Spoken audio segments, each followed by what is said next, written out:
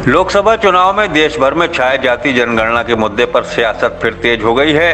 अभी तक कांग्रेस और सपा समेत दूसरे दल जातीय जनगणना के मुद्दे को लोकसभा चुनाव में उठाने की तैयारी कर रहे थे। इसी तैयारी के तहत देश भर में विपक्षी नेता दलितों पिछड़ों के कल्याण की स्कीम लेकर जातीय जनगणना के मुद्दे को जोर शोर से उठा रहे थे।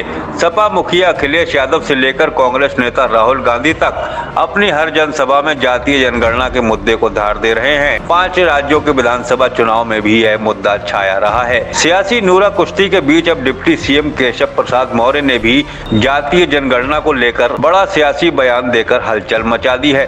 डिप्टी सीएम केशव प्रसाद मौर्य ने कहा है कि उनकी पार्टी जातीय जनगणना के पक्ष में है।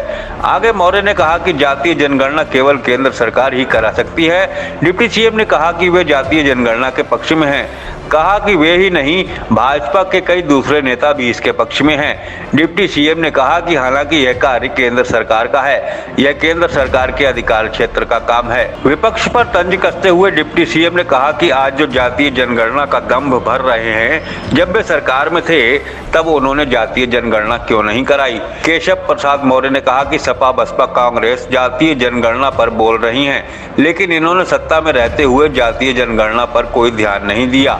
इन दलों ने सत्ता में रहते हुए कभी भी पिछड़ी जातियों के साथ न्याय नहीं किया। केशव प्रसाद मौर्य के बयान के बाद अब इस मसले को लेकर सियासी पारा और गर्मा गया है।